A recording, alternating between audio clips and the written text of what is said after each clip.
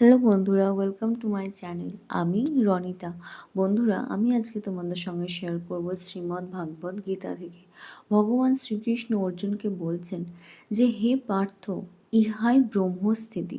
এই অবস্থা প্রাপ্ত হইলে জীবের আর কোনো মোহ হয় না। মৃত্যুকালেও এই অবস্থায় থাকিয়া তিনি ব্রহ্ম নির্বাণ বা ব্রহ্মে মিলন রূপ মোক্ষ লাভ করেন। অন্তকালেও এ কথা বলার তাৎপর্য এই যে, ইহা স্থায়ী সিদ্ধাবস্থা। এই ব্রাহ্মী স্থিতি লাভ করিলে আর পতনের আশঙ্কা নাই।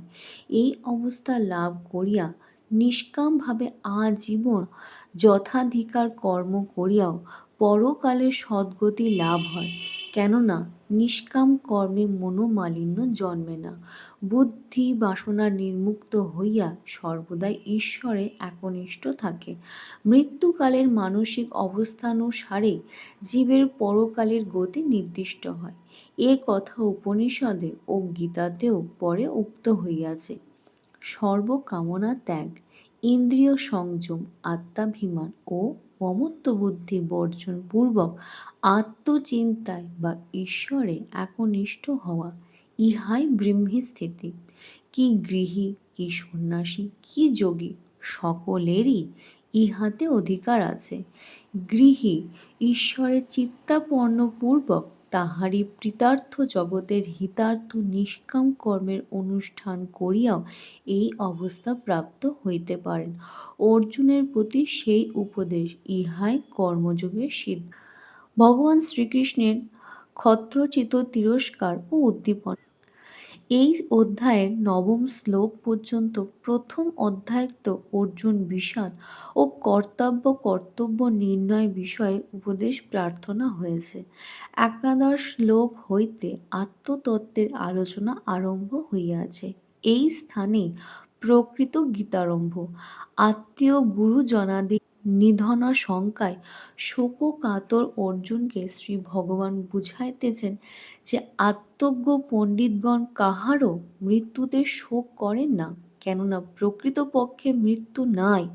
দেহের বিনাশ হয় সত্য, কিন্তু আত্মা দেহাতিরিক্ত অবিনাশী নিত্য বস্তু, উহার বিনাশ নাই। আত্মার পক্ষে মৃত্যু অর্থ দেহান্তর প্রাপ্তি। উহা অবস্থার পরিবর্তন মাত্র, বিনাশ নহে। অতএব ভীষ্মাদির মৃত্যু আশঙ্কায় তোমার শোকের কারণ নাই।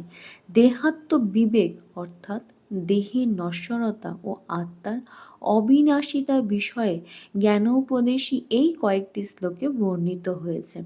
পরবর্তীকালে 7টি শ্লোকে স্বধর্ম পালনের কর্তব্যতা, ক্ষত্রিয়র পক্ষে ধর্মযুদ্ধে পরানুঙ্ক্ষতা, অকর্তব্য, অকীর্তিকর ও নিন্দাজনক এইরূপ ধর্মশাস্ত্রীয় লৌকিক উপদেশ প্রদত্ত হইয়াছে। কিন্তু এ সকল কথায় অর্জুনের চিত্ত প্রবৃত্ত হইতেছে না। তাহার সংশয় এই, আত্মা অবিনাশী বলিয়া কি লোক হত্যায় পাপ হয় না?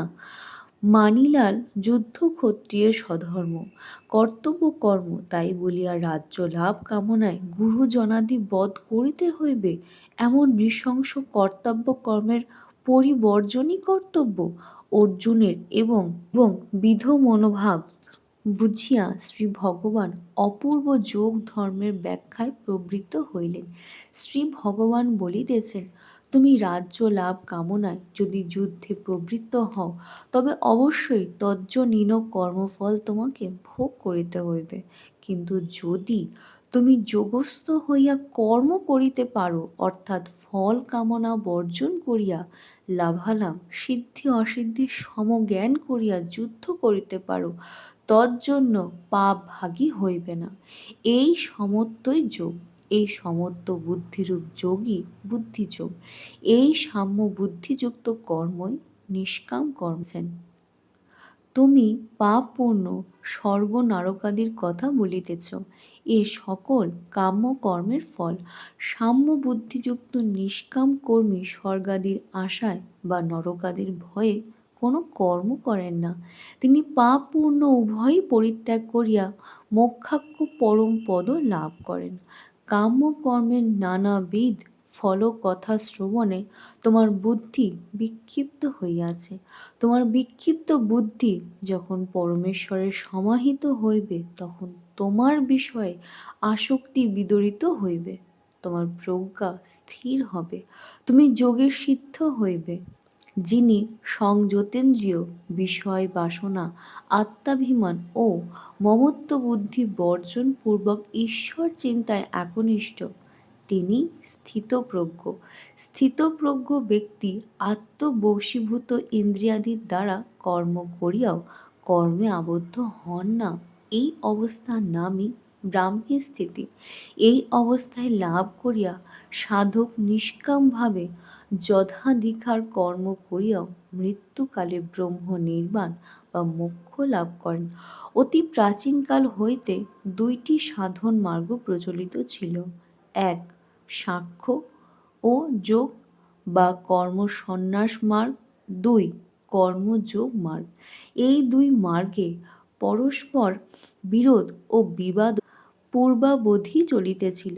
এই দ্বিতীয় অধ্যায়ে এই বিরোধী উল্লেখ করিয়াই শ্রীগীতার আধ্যাত্ম উপদেশ আরম্ভ হইয়াছে এবং পরে অর্জুনের মুখে পুনঃ পুনঃ প্রশ্ন তুলিয়া তদুত্তরে এই বিরোধের খণ্ডন করা হইয়াছে এবং সমন্বয় সাধন করা হইয়াছে।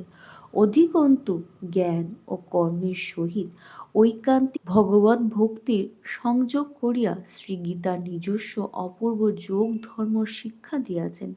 প্রাচীন বৈদিক কর্মযোগ এবং বৈদান্তিক জ্ঞান যোগেও ভক্তির প্রসঙ্গ নাই, কিন্তু পরে আমরা দেখিব শ্রীগীতায় জ্ঞান ও কর্ম উপদেশ সর্বত্রই ভক্তিপূত, ভগবৎ ভক্তির সহিত অঙ্গাঙ্গীভাবে জড়িত।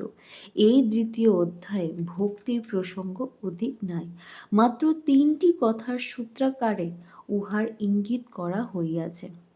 যুক্ত আসিত মৎপর, উহাই শ্রী গীতার মূল মন্ত্র। পরবর্তী অধ্যায় সমূহে নানাভাবে উহার সম্প্রসারণ করা হইয়াছে এবং পরিশেষে উহাই পরম গুহ্যতম সাধন তত্ত্ব বলিয়া শ্রী ভগবান তার প্রিয় সখা ও শিষ্যকে সর্বশেষ উপদেশ দিয়াছেন। এই অধ্যায়ে প্রধানত আত্মতত্ত্ব বিষয়ক জ্ঞানের কথা আলোচিত হইয়াছে। এই হেতু ইহাকে সাংখ্য যোগ কহে। সমগ্র গীতায় জ্ঞান, কর্ম ও ভক্তি এই ত্রিবিধ যোগ এবং প্রসঙ্গক্রমে ত্রিগুণ, পুরুষ প্রকৃতি, সংসার মোহ, মোক্ষ ইত্যাদি বিষয় বিভিন্ন অধ্যায়ে আলোচিত হইয়াছে। এই দ্বিতীয় অধ্যায়ে এই সকল সূত্রাকারে বিভিন্ন স্থলে উল্লিখিত হইয়াছে। এই জন্যে এই অধ্যায়কে গীতার্থ সূত্র বলে। আজকের ভিডিওটা এই পর্যন্তই। তোমাদের আজকের ভিডিওটা কেমন লাগলো আমাকে অবশ্যই জানাবে। আর যদি তোমাদের আমার ভিডিও ভালো লেগে থাকে তাহলে অবশ্যই আমার চ্যানেল সাবস্ক্রাইব করবে, লাইক, শেয়ার আর কমেন্ট করতে ভুলবে না। আজকে এই পর্যন্তই, দেখা হচ্ছে নেক্সট ভিডিওতে।